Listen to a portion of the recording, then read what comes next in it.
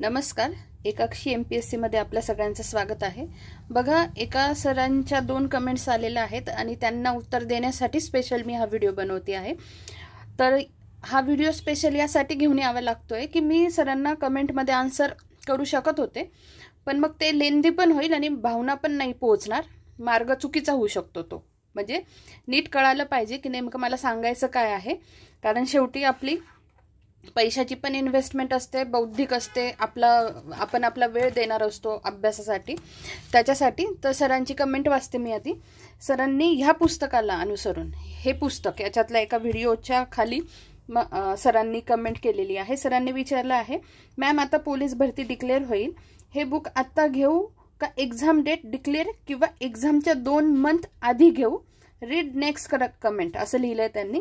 दुसरी कमेंट होती, बिकॉज हे बुक परत जुलै टू डिसेंबर निघेल न्यू एडिशन, त्यामध्ये हे असतील का की फक्त त्याच पर्टिक्युलर मंथचे असतील? हां, तर हे बरोबर आहे. बघा सर, एक तर पहिल्या कमेंटमध्ये तुम्ही काय म्हटलंय, मॅम आता पोलीस भरती डिक्लेअर होईल, हे बुक आता घेऊ का एक्झाम डेट डिक्लेअर किंवा एक्झाम डेटच्या 2 मंथ आधी घेऊ? ठीक आहे. तर हे बघा, जसं MPSC मध्ये 1.5 वर्षाचा करंट अफेअर्स विचारलं जातं, तसं पोलीस भरतीला जर तुम्हाला माहिती असेल तर जेवढे आता मी पण शिकवलेत, मी फिक्स नाही सांगू शकत कारण मी सरळ सेवेची स्टुडंट नाही आहे. ते तुम्हाला जास्त माहिती असेल तर आधी ते बघा. जर 1-1.5 वर्षाचं करंट तुम्हालाही विचारलं जात असेल तर तुम्ही ऐन टायमाला हे पुस्तक घेऊन तुमचं कंप्लीट होणार आहे का, वाचल्या जाणार आहे का, आधी याचा विचार करा. ठीक आहे. तर मला म्हणायचं काय आहे, जर तुम्हाला हे घ्यायचं असेल तर तुम्ही घेऊच शकता, पण मग सगळं व्यवस्थित आपल्या ब्रेनमध्ये उतरलं पाहिजे, आपलं सगळं पाठ झालं पाहिजे. याच्यासाठी कालावधी लागतो, म्हणजे मला स्वतःला तर लागतो. तुमचं किती लवकर होतं वाचून हे मी नाही सांगू शकत, बरोबर? तर म्हणजे जर काही महिन्याआधी घेऊन तुमचं वाचून होणार असेल तर ठीक आहे, पण जर तुम्हाला एवी तेवी करायचंच आहे तर तुम्हाला पुस्तक आत्ता घेतलं तर बेटर राहील, म्हणजे तुम्हाला पूर्ण वाचू नये. तुमची नेक्स्ट कमेंटमध्ये हे होतं की हेच राहील नेक्स्ट, त्यांचं जुलै टू डिसेंबर 100% येईल. पण हे बघा, एकदा हे पुस्तक निघालं ना, जेवढं मी सरांचे पुस्तक आत्तापर्यंत बघितले आहे, हां, पूर्वी फॉलो करायची, नंतर मध्ये थोडा ब्रेक झाला होता आणि पुन्हा फॉलो करायला लागले. तर जेवढं मला माहिती आहे ना, तर एकदा ही एडिशन येऊन गेली ना तर पुन्हा हे याच्यात जे आहे ना ते नेक्स्ट याच्यात नसणार आहे, जेवढं मला माहिती आहे. ठीक आहे. आणि कधी कधी काय असतं की आता याच्यात बघा सरांनी काय दिलेलं आहे, जानेवारी टू जूनचे मंथ वाईज दिलेले आहेत, बरोबर? मग कदाचित जी दुसरी एडिशन येईल ना आता याच्या पुढची, त्याच्यात सगळं व्यवस्थित एकत्र करून दिलेलं असेल, म्हणजे आर्थिक घडामोडी वेगळ्या, राजकीय वेगळ्या, असं पण असू शकतं ना, असं झालेलं पण आहे. ठीक आहे. म्हणून मग मी स्पेशल व्हिडिओ आणला, एवढं सगळं मी लिहून बोलू नव्हती शकत. ठीक आहे. तर मग असं होऊ शकतं की मग त्या वेगवेगळ्या असू शकतात. आता मी तुम्हाला ज्या 2 सिरीज केल्या होत्या त्याचंच पुस्तक तुम्हाला दाखवते, म्हणजे तुम्हाला अंदाज येईल. बघा, ही जी दिसते चालू घडामोडीची 17वी आवृत्ती. हां, तर याच्यात काय आहे, आणि हे पुस्तक आहे ना कधी आलेलं आहे, आय थिंक मध्यभागी आलेलं आहे हे, म्हणजे असं 2024 वर्षाच्या स्टार्टिंगला नाही आलेलं हे पुस्तक, हे थोडं मध्यभागी आलेलं आहे. आणि त्याच्यात बघा ह्या पद्धतीने दिलेले आहे. बघा, चर्चित व्यक्ती, महत्त्वाचे पुरस्कार दिसत आहेत तुम्हाला ह्या पद्धतीने. आणि ज्यांनी कोणी ह्या गोष्टी फॉलो केल्या नसतील, तुम्हाला जर पुस्तकाची रचना बघायची असेल, तुम्ही ते लेक्चर्स फॉलो करू शकता. ठीक आहे. आणि जेव्हा हे झाल्यानंतर सरांनी जे कोणतं पुढचं पुस्तक याच्या पुढची आणली, तर हे बघा, हे आणलं ते इयर बुक. आता ह्या पुस्तकात जे काही होतं ना, ह्या पुस्तकात ते सगळंच्या सगळं ह्या पुस्तकात आहे. कळलं तुम्हाला? म्हणजे हे इयर बुक कंप्लीट करून घेताना मी तुम्हाला सांगितले शेवटी की तुम्ही आता हे एवढ्या गोष्टी कंप्लीट झालेल्या आहेत, बाकीच्या सगळ्या गोष्टी 17व्या चालू घडामोडीची आवृत्ती घेतली होती मी, त्याच्यात सगळं मी कंप्लीट करून घेतलेलं आहे, याच्यात हे कंप्लीट होणार नाही. कळलं?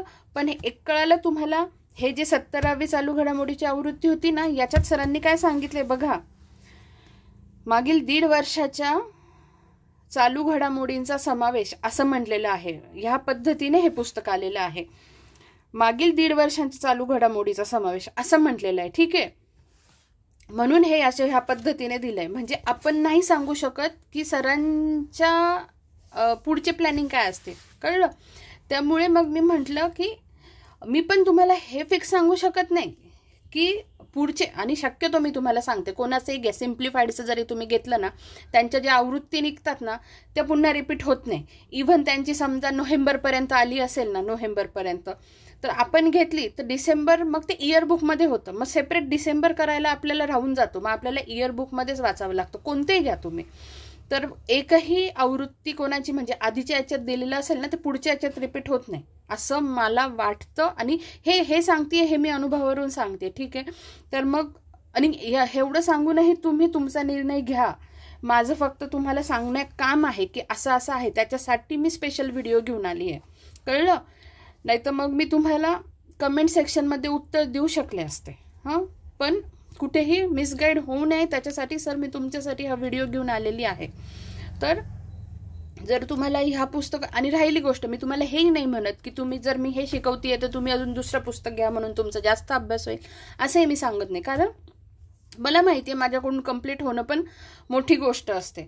म्हणजे अर्थात हे 2 पुस्तकं मी स्वतः कंप्लीट केलेले आहेत, हां. मी जेव्हा तुम्हाला एखादा शब्द देते कंप्लीट करते, पण मोठे मोठे गॅप पण होतात माझ्याकडून. अपरिहार्य असतात त्या गोष्टी, अपरिहार्य असतात ज्या माझ्याकडून कंप्लीट तर मला करायचं असतं, पण मला परिस्थितीच अशी असते की मी नाही करू शकत. मला आता बघा 1-2 दिवस झाले तर माझे व्हिडिओ पडत नाही आहे, कारण इतर हेल्थ इमर्जन्सीमध्ये मी अडकलेली आहे. मला अजिबात वेळ मिळत नाही आहे.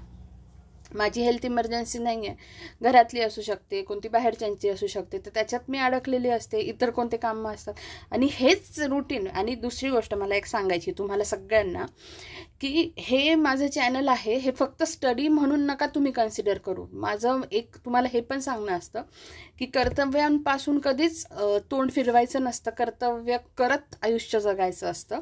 आणि म्हणून मग मी नेहमी तुम्हाला माझी उदाहरणं देत असते ना, ते ह्याचसाठी की जर एवढ्या परिस्थितीतून मी जर मेन्सपर्यंत जाऊ शकते, इंटरव्ह्यूपर्यंत जाऊ शकते, ॲट अ टाईम मी 2-3 परीक्षा क्रॅक करू शकते, ठीक आहे. फायनल पोस्ट मला मिळाली नाही आहे, पण मेन्स क्रॅक करणं, इंटरव्ह्यूपर्यंत जाणं, अभ्यास न करता एखादी सरळ सेवा वेटिंग लिस्टला येणं, ह्या माझ्यासाठी मोठ्या गोष्टी आहेत, कळलं. नाही तर मग म्हणू शकतात लोकही मला म्हणतात की मी अभ्यास बंद करू शकली असती. पण मला म्हणायचं काय आहे की फक्त माझं चॅनल तुम्ही याच्या दृष्टीने नका घेऊ, फक्त स्टडी, काहीतरी शिका की परिस्थिती बदलत असते पण हार नसते मानायची, हां. तर आणि हे तर आहे, कर्तव्याला तर कधीच चुकायचं नाही. कर्तव्य आपल्याला आपले पारच पाडायचे, बाकीचं परमेश्वरावर सोडून द्यायचं आणि आपल्या अभ्यासही चालू ठेवायचा. तर एवढंच मी तुम्हाला सांगण्यासाठी आले होते. तर सर तुम्हाला कळालं का? मला तुम्हाला हेच सांगायचं आहे. जर तुम्हाला हे पुस्तक घ्यायचं असेल तर तुम्ही आत्ता घेतलं तर चांगलंच राहील, ते तुमचं वाचून होईल. बऱ्यापैकी जाड पुस्तक आहे बघा, आणि असतात लेंदी गोष्टी असतात, आपलं पाठ पण झालं पाहिजे. आणि याच्यानंतरची जी येईल तर 100% मला असं वाटतं की याच्यात जे आहे ते त्याच्यात 100% रिपीट होणार नाही, याच्या पुढचं असतं ते, ठीक आहे. आणि एकदाच मला असं वाटतं की जुलै ते डिसेंबर सरांचं आलं होतं मंथ वाईज, म्हणजे एक तर आलं तर ह्याच फॉर्मॅटमध्ये येईल, पण मग त्याच्यात हे महिने कव्हर नसतील. मग त्याच्यात फक्त कोणते महिने कव्हर असतील बघा, जुलै ते डिसेंबर. मग हे महिने 100% कव्हर नसणार, हे फक्त ह्याच पुस्तकात असणार. किंवा मग दुसरं ऑप्शन काय असणार की मग सर असे आर्थिक घडामोडी अशा बाकीच्या सगळ्या एकत्र करून 2-3 महिन्याचं आणतील आणि शेवटी तर मग काय इयरबुकच येतं. तर मला तुम्हाला हेच सांगायचं होतं. धन्यवाद.